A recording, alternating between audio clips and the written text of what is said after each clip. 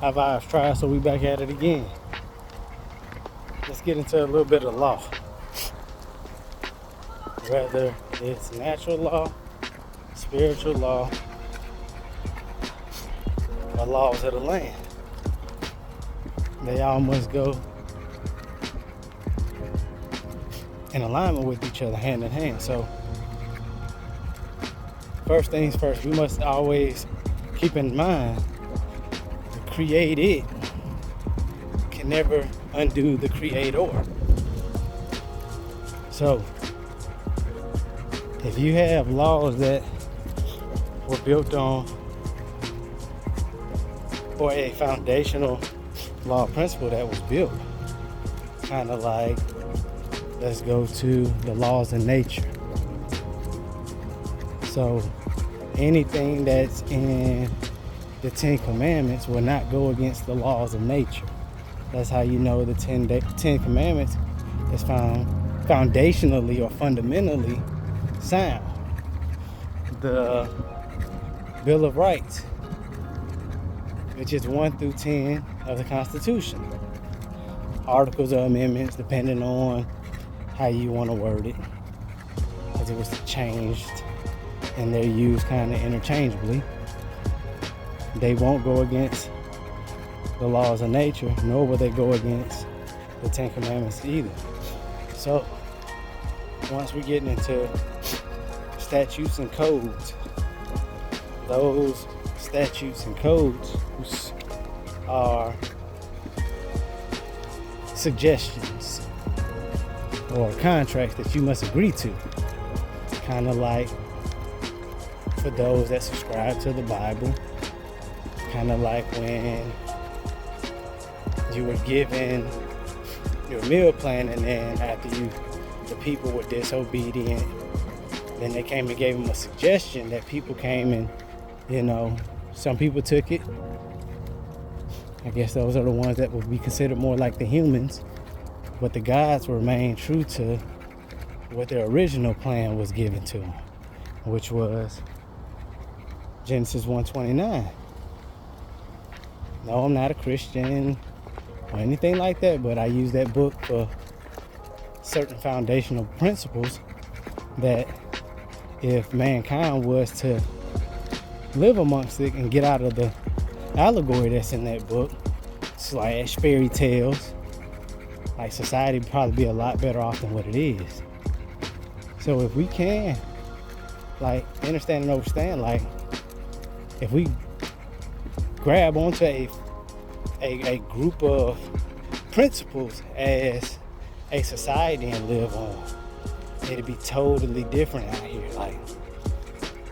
The reason why most people get duped so much when it comes to quote unquote law is because most people don't know the difference between when they're getting an ordinance, usually because they broke some kind of regulation or statute or code, but never the law. Because if it was the law, they would call it law. It's not the law.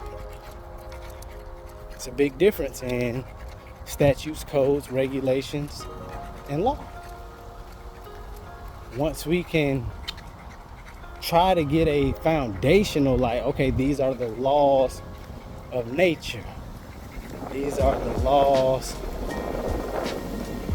or commandments of the Bible. And if we can uphold, definitely for those that call themselves Christians, if you can't uphold your 10 Commandments, how would you expect to be able to uphold or stand firm or even know what laws of the land you're supposed to be following? It's kind of, yes, it's almost impossible. So I think first we need to find out, okay, so what is my foundation going to be, and how am I going to start to live by my foundational principles, gain some morals, values, and ethics. Let's go. Become more disciplined. Because if I could become more disciplined, I guarantee you With discipline comes all the change that you desire in your life. Without it, no discipline, you're not going to achieve the goals that you're trying to achieve. There's no one out here that's successful that's undisciplined in some manner. Even him, he tried to do things his way sometimes. Then I got to bring him right back to him. Nobody's perfect. Nobody's asking you to be perfect, but we do need to